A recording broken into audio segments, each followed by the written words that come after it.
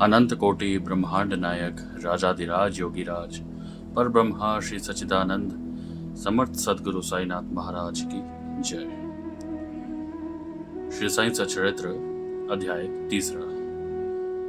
श्री साईं बाबा की स्वीकृति, आज्ञा और प्रतिज्ञा, भक्तों को कार्य संपन्न, बाबा की लीलाएं, ज्योति स्तंभ स्वरूप, मातृ प्रेम, रोहिल्ला की कथा, उनके मधुर अमृतोपदेश।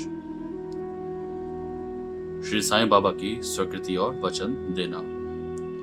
जैसा कि गत अध्याय में वर्णन किया जा चुका है, बाबा ने सच्चरित्र लिखने की अनुमति देते हुए कहा कि सच्चरित्र लिखन के लिए मेरी पूर्ण अनुमति है। तुम अपना मन स्थिर कर मेरे वचनों में श्रद्धा रखो और निर्भय होकर कर्तव्य पालन करते रहो। यदि मेरी लीलाएं लिखी गईं तो अविद्या का नाश होगा तथा ध्यान व भक्ति पूर्वक श्रवण करने से दैहिक बुद्धि नष्ट होकर भक्ति और प्रेम की तीव्र लहर प्रवाहित होगी, और जो इन लीलाओं की अधिक गहराई तक खोज करेगा उसे ज्ञान रूपी अमूल्य रत्न की प्राप्ति हो जाएगी। इन वचनों को सुनकर हेमांड पंत को अति हर्ष और वह निर्भय हो गए। उन्हें दृढ़ विश्वास हो गया कि अब कार्य अवश्य ही सफल होगा। बाबा ने श्यामा की ओर दृष्टिपात कर कहा, जो प्रेम पूर्वक मेरा नाम स्मरण करेगा मैं उसकी समस्त इच्छाएं पूर्ण कर दूंगा। उसकी भक्ति में उत्तरोत्तर वृद्धि होगी। जो मेरे चरित्र और कृत्यों का श्रद्धा पूर्वक गायन करेगा उसकी मैं हर प्रकार से सदैव सहायता करूंगा। जो भक्तगण हृदय और प्राणों से मुझे चाहते हैं उन्हें मेरी कथाएं श्रवण कर स्वभावत प्रसन्नता होगी। विश्वास रखो कि जो कोई मेरी लीलाओं का कीर्तन करेगा उसे परमानंद और चिर संतोष की उपलब्धि हो जाएगी। यह मेरा वैशिष्ट्य है कि जो कोई अनन्य भाव से मेरी शरण आता है, जो श्रद्धा पूर्वक मेरा पूजन निरंतर स्मरण और मेरा ही ध्यान किया करता है, उसको मैं मुक्ति प्रदान कर देता हूँ। जो नित्य प्रति मेरा नाम स्मरण और पूजन कर मेरी कथाओं और लीलाओं का प्रेम पूर्वक मनन करते हैं, ऐसे भक्तों में संसारिक वासनाएं और अज्ञान रूपी प्रवृत्तियां कैसे ठहर सकती हैं? मैं उन्हें मृत्यु के मुख से बचा लेता हूँ। मेरी कथाएं श्रवण करने से मुक्ति हो जाएगी। अतः मेरी कथाओं को श्रद्धा पूर्वक सुनो, मनन करो। सुख और संतोष प्राप्ति का सरल मार्ग ही यही है।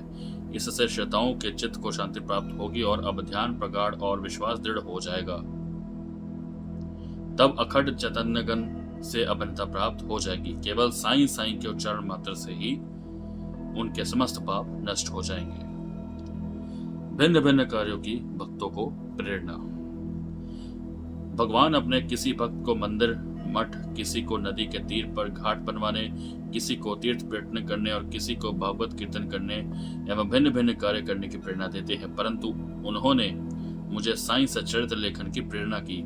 किसी भी विद्या का पूर्ण ज्ञान न होने के कारण मैं इस कार्य के लिए सर्वथा अयोग्य था। अतः मुझे इस दुष्कर कार्य का दुस्साहस क्यों करना चाहिए? श्री साईं महाराज की यथार्थ जीवनी का वर्णन करने की सामर्थ्य किसे है? उनकी कृपा मात्र से ही कार्य संपूर्ण होना संभव है। इसलिए जब मैंने लेखन प्रारंभ किया तो बाबा ने मेरा अह नष्ट कर दिया और उन्होंने स्वयं अपना चरित्र रचा। अतः इस चरित्र का श्रेय उन्हीं को है, मुझे नहीं। जन्मत ब्राह्मण होते हुए भी मैं दिव्य जशु विहीन था, अतः साईं सच्चरित्र लिखने में सर्वथा अयोग्य था। परंतु श्री हरि कृपा से क्या संभव नहीं है? मूक भी वाचला हो जाता है और पंगु भी गिरवर चढ़ जाता है। अपने इच्छानुसार कार्य पूर्ण करने की युक्ति वह ही जाने। हारमोनियम और बंसी को यह आभास कहाँ है कि ध्वनि कैसे प्रसारित हो रही है? इसका ज्ञान तो वादक को ही है। चंद्रकांता मणि की उत्पत्ति और ज्वार भाटे का रहस्य मणि अथवा उदधि नहीं, वर्णन शशि कलाओं के घटने बढ़ने में ही निहित है। बाबा का चरित्र ज्योति स्तंभ स्वरूप। समुद्र में अनेक स्थानों पर ज्योति स्तंभ इसलिए बनाए जाते हैं जिससे नाविक चट्टानों और दुर्घटनाओं से बच जाएं और जहाज को कोई हानि न पहुंचे। इस भवसागर में श्री साईं बाबा का चरित्र ठीक उपयुक्त भांति ही उपयोगी है। वह अमृत से भी अति मधुर और संसारिक पद को सुगम बनाने वाला है। जब वह कानों के द्वारा हृदय में प्रवेश करता है तब दैहिक बुद्धि नष्ट हो जाती है और हृदय में एकत्रित करने से समस्त कुशंकाएं लोप हो जाती हैं। अहंकार का विनाश हो जाता है तथा बौद्धिक आवरण लुप्त होकर ज्ञान प्रकट हो जाता है। बाबा की विशुद्ध कीर्ति का वर्णन निष्ठापूर्वक श्रवण करने से भक्तों के पाप नष्ट हो जाता है। ये मोक्ष की प्राप्ति का भी सरल साधन है। सतयुग में शम तथा दम, त्रेता में त्याग, द्वापर में पूजन और कलयुग में भागवत कीर्तन ही मोक्ष का साधन है। यह अंतिम साधन चारों वर्णों के लोगों को साध्य भी है। अन्य साधन योग, त्याग, ध्यान धारणा आदि आचरण करने में कठिन है, परंतु चरित्र तथा हरि कीर्तन का श्रवण तो अत्यंत ही सुलभ है। केवल उन पर ध्यान देने की ही आवश्यकता है। कथा श्रवण और कीर्तन से इंद्रियों की स्वाभाविक विषय शक्ति नष्ट हो जाती है और भक्त वासना रहित होकर आत्मक साक्षात्कार की ओर अग्रसर हो जाता है। इसी फल को प्रदान करने के हेतु उन्होंने सच्चरित्र की रचना कराई। भक्तगण अब सरलता पूर्वक चरित्र का अवलोकन करें और साथ ही उनके मनोहर स्वरूप का ध्यान कर गुरु और भागवत भक्ति के अधिकारी बने तथा निष्काम होकर आत्म साक्षात्कार को प्राप्त हो। साईं सच्चरित्र का सफलता पूर्वक संपूर्ण होना यह साईं महिमा ही समझे। हमें तो केवल एक निमित्त मात्र ही बनाया गया है। मातृ प्रेम। गाय का अपने बछड़े पर प्रेम सर्वविदित ही है। उसके स्तवन सदैव दुग्ध से पूर्ण रहते हैं और जब भूखा बछड़ा स्तन की ओर दौड़ कर आता है तो दुग्ध की धारा स्वतः प्रवहित होने लगती है। उसी प्रकार माता भी अपने बच्चे की आवश्यकता का पहले से ही ध्यान रखती है और ठीक समय पर स्तनपान कराती है। वह बालक का श्रृंगार उत्तम ढंग से करती है, परंतु बालक को इसका कोई भान ही नहीं होता। बालक के सुंदर श्रृंगार आदि को देखकर माता के हर्ष का पारावार नहीं रहता। माता का प्रेम विचित्र, असाधारण और निस्वार्थ है, जिसकी कोई उपमा नहीं है। ठीक इसी प्रकार सद्गुरु का प्रेम अपने शिष्य पर होता है। ऐसा ही प्रेम बाबा का मुझ पर था। उदाहरणार्थ वह निम्न प्रकार था। सन 1916 में मैंने नौकरी से अवकाश ग्रहण किया। जो पेंशन मुझे मिलती थी वह मेरे कुटुंब के निर्वाह के लिए अपर्याप्त थी। उसी वर्ष की गुरु पूर्णिमा के दिवस मैं अन्य भक्तों के साथ शिरडी गया। वहां अन्ना चिंचणीकर ने स्वतः ही मेरे लिए बाबा से इस प्रकार प्रार्थना की कि इन पर कृपा करो। जो पेंशन इन्हें मिलती है वह निर्वाह योग्य नहीं है। कुटुंब में वृद्धि हो रही है, कृपया और कोई नौकरी दिला दीजिए ताकि इनकी चिंता दूर हो और ये सुखपूर्वक रहे। बाबा ने उत्तर दिया कि इन्हें नौकरी मिल जाएगी, परंतु अब इन्हें मेरी सेवा में ही आनंद लेना चाहिए। इनकी इच्छाएं सदैव पूर्ण होंगी। इन्हें अपना ध्यान मेरी ओर आकर्षित कर अधार्मिक तथा दुष्ट जनों की संगति से दूर रहना चाहिए। इन्हें सबसे दया और नम्रता का बर्ताव और अंतकरण से मेरी उपासना करनी चाहिए। यदि ये इस प्रकार आचरण कर सके तो नित्यानंद के अधिकारी हो जाएंगे। रोहिल्ला की कथा। यह कथा श्री साईं बाबा के समस्त प्राणियों पर समान प्रेम की सूचक है। एक समय रोहिल्ला जाति का एक मनुष्य शिरडी में आया। वह ऊंचा, पूरा, सुदृढ़ एवं सुगंधित शरीर का था।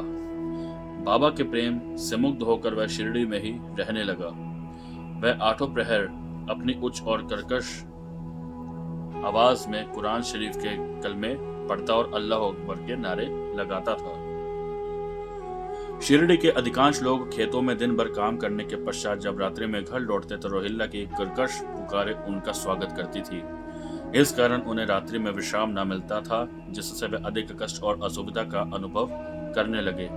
कई दिनों तक तो वे मौन रहे, परंतु जब कष्ट असहनीय हो गया तब उन्होंने बाबा के समीप जाकर रोहिल्ला को मना कर इस उत्पात को रोकने की प्रार्थना की। बाबा ने उन लोगों की इस प्रार्थना पर ध्यान न दिया। इसके विपरीत गांव वालों को ही आड़े हाथों लेते हुए बोले कि वे अपने कार्य पर ही ध्यान दें और रोहिल्ला की ओर ध्यान न दें। बाबा ने उनसे कहा कि रोहिल्ला की पत्नी बुरे स्वभाव की है और वह रोहिल्ला को तथा मुझे अधिक कष्ट पहुंचाती है, परंतु वह उसके कलमों के समक्ष उपस्थित होने का साहस करने में असमर्थ है और इसी कारण वह शांति और सुख में है। यथार्थ में रोहिल्ला की कोई पत्नी न थी। बाबा का संकेत केवल कुविचारों की ओर था। अन्य विषयों की अपेक्षा बाबा प्रार्थना और ईश आराधना को महत्व देते थे। अतः उन्होंने रोहिल्ला के पक्ष का समर्थन कर ग्रामवासियों को शांतिपूर्वक थोड़े समय तक उपवास सहन करने का परामर्श दिया। बाबा के मधुर अमृतोपदेश। एक दिन दोपहर की आरती के पश्चात भक्तगण अपने घरों को लौट रहे थे, तब बाबा ने निम्नलिखित अति सुंदर उपदेश दिया। तुम चाहे कहां भी रहो, जो इच्छा हो सो करो, परंतु यह सदैव स्मरण रखो कि जो कुछ तुम करते हो वह सब मुझे ज्ञात है। मैं ही समस्त प्राणियों का प्रभु और घट घट में व्याप्त हूँ। मेरे ही उदर में समस्त जड़ व चेतन प्राणी समाये हुए हैं। मैं ही समस्त ब्रह्मांड का नियंत्रण करता व संचालक हूँ। मैं ही उत्पत्ति स्थिति व संहार करता हूँ। मेरी भक्ति करने वालों को कोई हानि नहीं पहुंचा सकता। मेरे ध्यान की उपेक्षा करने वाला माया के पाश में फंस जाता है। समस्त जंतु, चींटियां तथा दृश्यमान, परिवर्तमान और स्थायी विश्व मेरे ही स्वरूप हैं। इस सुंदर तथा अमृत उपदेश को श्रवण कर मैंने तुरंत यह दृढ़ निश्चय कर लिया कि अब भविष्य में अपने गुरु के अतिरिक्त अन्य किसी मानव की सेवा न करूंगा। तुझे नौकरी मिल जाएगी। बाबा के इन वचनों का विचार मेरे मस्तिष्क में बार बार चक्कर काटने लगा। मुझे विचार आने लगा कि क्या सचमुच ऐसा घटित होगा। भविष्य की घटनाओं से स्पष्ट है कि बाबा के वचन सत्य निकले और मुझे अल्पकाल के लिए नौकरी मिल गई। इसके पश्चात मैं स्वतंत्र होकर एक चित्त से जीवन प्रयत्न बाबा की ही सेवा करता रहा।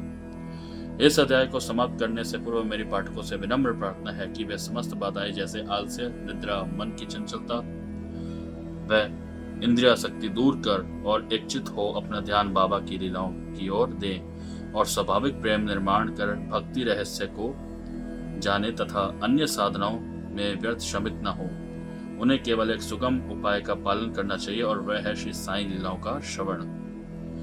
इससे उनका अज्ञान नष्ट होकर मोक्ष का द्वार खुल जाएगा। जिस प्रकार अनेक स्थानों में भ्रमण करते हुए भी लोभी पुरुष अपने गड़े हुए धन के लिए सतत चिंतित रहता है, उसी प्रकार श्री साईं को अपने हृदय में धारण करो। अगले अध्याय में श्री साईं बाबा के शिरडी आगमन का वर्णन होगा। श्री सद्गुरु साईनाथ प्रणमस्तु शुंभवस्तु। श्री सच्चिदानंद सद्गुरु साईनाथ महाराज की जय। बाबा की कृपा आप सभी पर बनी रहे। ओम साईं।